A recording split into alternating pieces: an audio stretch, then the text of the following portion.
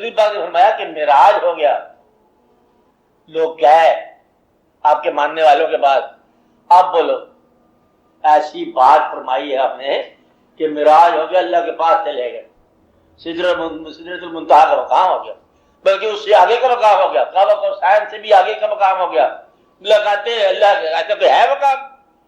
پوچھا کون فرما رہا ہے؟ کہتے آپ کے نبی فرما رہے ہیں۔ انہوں نے فرمایا ٹھیک ہے معراج کیا ہے؟ اس پہ بحث کی بات کیا ہے؟ جسمانی ہو کہ روحانی ہو، تمہیں روحانی ہونے میں کیا فائدہ ہوگا؟ جسمانی ہونے میں تمہارا کیا تکلیف ہوتی ہے؟ یعنی کہ اللہ کا جو دین بتا رہے ہیں، جو اللہ کے ساتھ کلمہ آپ کو ملا کے پڑھا رہے ہیں آپ یہاں، اور جسمانی معراج کرے تو آپ کو کیا رہے ہیں، اور اگر روحانی ہو جائے تو آپ کو کیا فائدہ ہوگا؟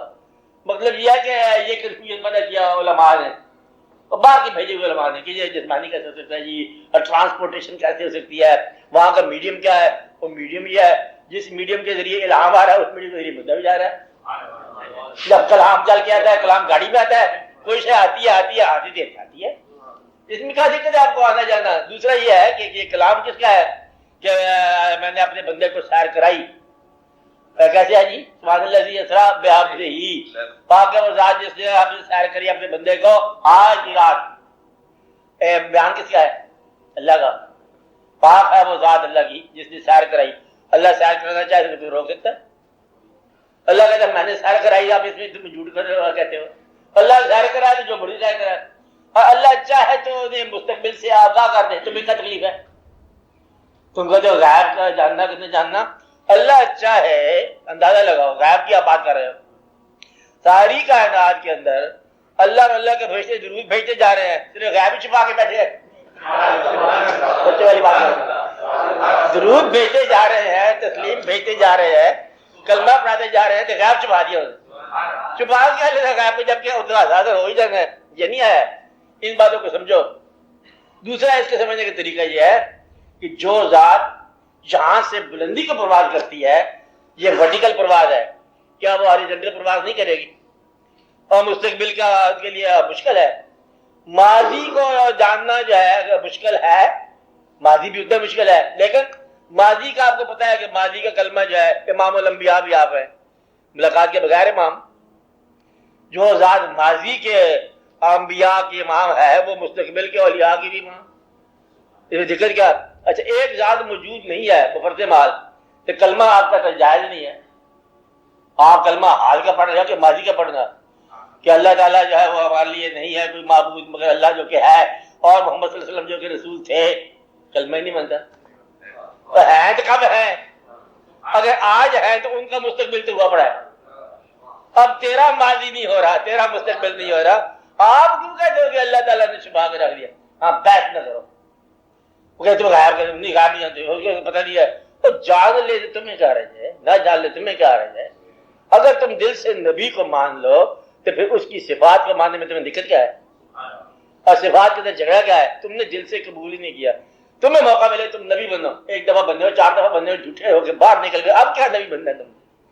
اس لیے یہ بات جو ہے نا، نبی کی صفات میں مبالغہ جائز ہے۔ کیا کہا؟ نبی کی صفات میں مبالغہ جائز ہے، نبی کے یعنی جس کا محبوب کی صفات میں مبالغہ جائز ہے۔ آپ کے پاس محبوب اللہ تعالیٰ مبالغہ فرماتے ہیں، پورا اللہ تعالیٰ بیان کرتے ہیں، ایسے ایسی صفات بیان کر رہے ہیں پیغمبروں کے لیے، ادھر سے گزار رہے ہیں مچھلی کے پیٹ سے، السلام علی یونس، سلام علی نوح پر سلام بھیج رہے ہیں، بیٹا دریا کی نظر ہو رہا ہے، اللہ تعالیٰ کی بادشاہی ہیں، جو مرضی کرے، اسلام اپنی جگہ پر، آپ بات سمجھ رہے ہیں؟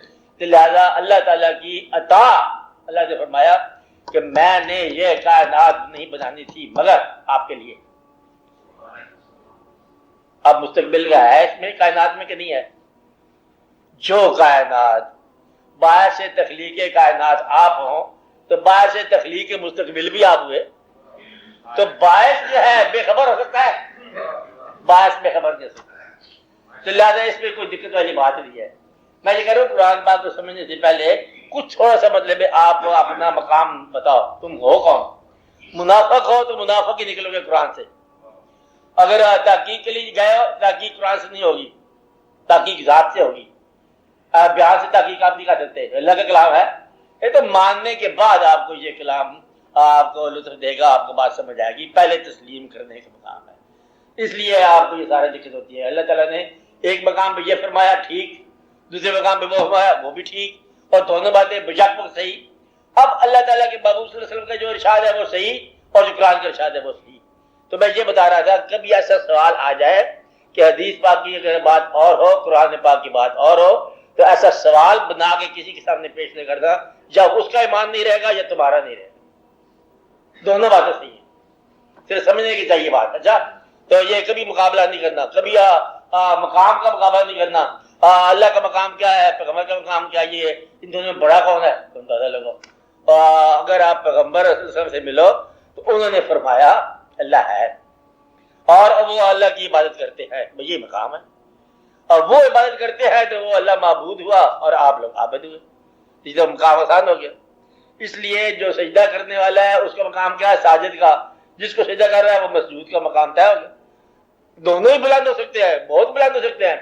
لیکن آپ یہ بتاؤ کہ سورج جو ہے وہ اس کی نسبت سے نچلی منزل دور ہے کہ اوپر والی منزل دور ہے؟ سورج کے لیے برابر ہے۔ سورج کے مقابلے میں، انفینٹی کے مقابلے میں سمندر میں سے ایک دریا نکل جائے تو کتنا فرق پڑے گا؟ اور کوئی فرق نہیں پڑے گا۔ چار دریا مل جائے کوئی فرق نہیں پڑے گا۔ اللہ بھی بلند سے بلند ہے، اور اللہ تعالیٰ کے محبوب کی ذات بھی بلند سے بلند ہے۔ ان دونوں کا احاطہ ہو تو ہم ماپ کے بجائے ہمارے لیے دونوں ہی بلند، کبھی ذاتوں کا مقابلہ نہ کرنا۔ تو یہ دونوں ہی ہمارے لیے ہے، ہمارا کلمہ ہی مکمل ہے اسی بات سے۔ یہ خیال رکھنا، سوال بنانے سے پہلے کبھی نہ کرنا کہ یہ بات کیا وہ بات کیا، دونوں صحیح ہیں۔ قرآن پاک کی تضاد کی باتیں بھی صحیح ہیں، اور یہ پہلے اللہ نے یہ فرما دیا، پھر اللہ نے وہ فرما دیا۔ پہلے بنی اسرائیل کے لیے خیر کے کلمات کہہ دیے، پھر تم تو گمراہ ہو گئے ہو، تو پھر یہ گمراہ ہو گئے تو نیکیاں ان کی رحمتیں کیسی ہو گئی، یہ ساری بات دیکھنے والی ہے۔ دونوں باتیں صحیح ہیں، سب باتیں صحیح ہیں۔ اب سب اللہ تعالیٰ جو فرمائے وہ کیا ہے، صحیح، سمجھ آئے تب صحیح، نہ سمجھ آئے تب بھی صحیح۔